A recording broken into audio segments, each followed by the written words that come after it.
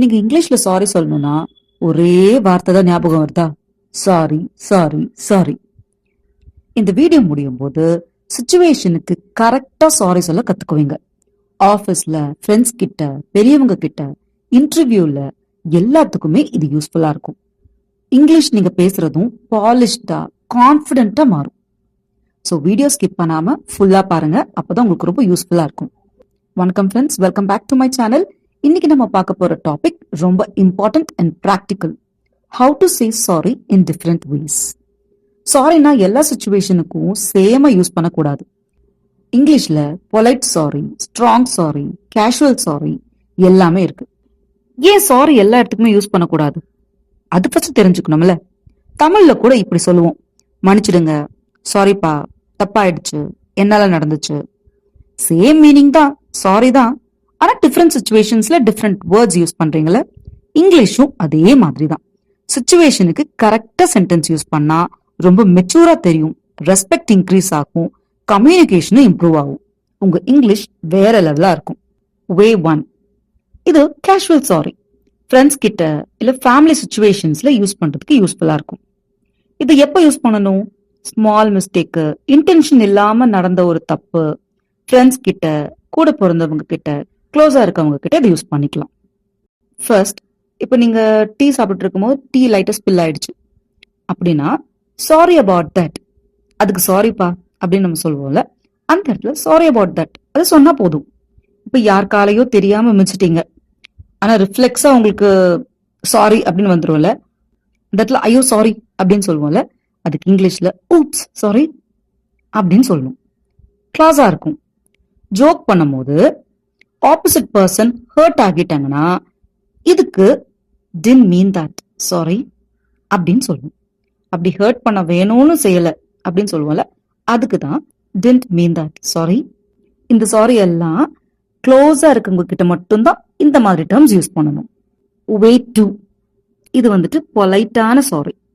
ஆஃபீஸ்ல யூஸ் பண்றதுக்கு, பெரியவங்க கிட்ட யூஸ் பண்றதுக்கு, இல்ல தெரியாதவங்க கிட்ட பேசும்போது யூஸ் பண்றதுக்கு இந்த மாதிரி சாரி யூஸ் பண்ணலாம். இங்க ஃப்ரெண்ட்ஸ், இந்த டோன் வந்து ரொம்ப முக்கியம். கேஷுவலா சொல்ற சாரி இங்க சூட் ஆகாது. இப்போ வந்து ஆஃபீஸ்ல வந்து ஒரு சின்னதா மிஸ்டேக் ஆயிடுச்சு, சிம்பிளா பொலைட்டா சாரி சொல்லணும்னா I am sorry about this, இது பொலைட்டா இருக்கும். இப்போ நீங்க வந்து ஒரு கஸ்டமர் கிட்ட லேட்டா ரெஸ்பான்ஸ் ஆயிடுச்சு, இல்ல டிலே ஆயிடுச்சு, இல்ல ஒரு கன்ஃபியூஷன் இருக்கு, அந்த சுச்சுவேஷனுக்கு sorry for the inconvenience, sorry உங்களுக்கு ஸ்டமம் கொடுத்ததுக்காக சாரி அப்படின்னு கேட்போம்ல, அந்த இடத்துல சாரி ஃபார் த இன்கன்வீனியன்ஸ் அப்படின்னு கேட்கணும். இப்போ ஒரு கிளைண்ட் கிட்டயோ இல்ல சீனியர் இல்ல டீச்சர் கிட்ட யூஸ் பண்ண இந்த மாதிரி ஏதாவது நீங்க ஒரு மன்னிப்பு கேட்குறீங்கன்னா இதை யூஸ் பண்ணலாம். ப்ளீஸ் அக்செப்ட் மை அப்பாலஜிஸ், என்னோட மன்னிப்பை ஏத்துக்கோங்க, அதுக்குதான் ப்ளீஸ் அக்செப்ட் மை அப்பாலஜிஸ். இதெல்லாம் நல்லா இருக்கும். ஒரு ஃபார்மல் மீட்டிங்ல, ஒரு இமெயில்ல ஒரு சீரியஸ் டோனோட நீங்க சொல்லணும்னு நினைக்கிறீங்கன்னா ஐ சின்சியர்லி அப்பாலஜைஸ், நான் சீரியஸா அதுக்காக மன்னிப்பு கேட்க விரும்புறேன், அந்த மாதிரி நம்ம சொல்லுவோம்ல, அதுக்கு தான் ஐ சின்சியர்லி அப்பாலஜைஸ். ஆஃபீஸ்ல யூஸ் பண்ணும்போது இந்த டோன் ரொம்ப முக்கியம். ஓகேங்களா? வே 3, இது வந்து ஸ்ட்ராங் அண்ட் சீரியஸ் சாரி.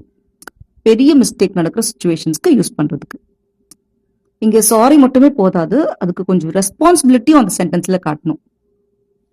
இப்போ ஒரு பிக் ஆப்பர்ச்சுனிட்டியை நீங்க வந்துட்டு ஒரு பெரிய வாய்ப்பை வந்து மிஸ் பண்ணிட்டீங்கன்னா, இதுக்காக நான் ரொம்ப வருத்தப்படுறேன் அப்படின்னு சொல்ற அந்த இடத்துக்கு I deeply regret it, I deeply regret it, நான் இதுக்காக ரொம்ப வருத்தப்படுறேன், இந்த பெரிய வாய்ப்பை நான் தவற விட்டதுக்காக வருத்தப்படுறேன், அந்த இடத்துக்கு நீங்க இது யூஸ் பண்ணணும்.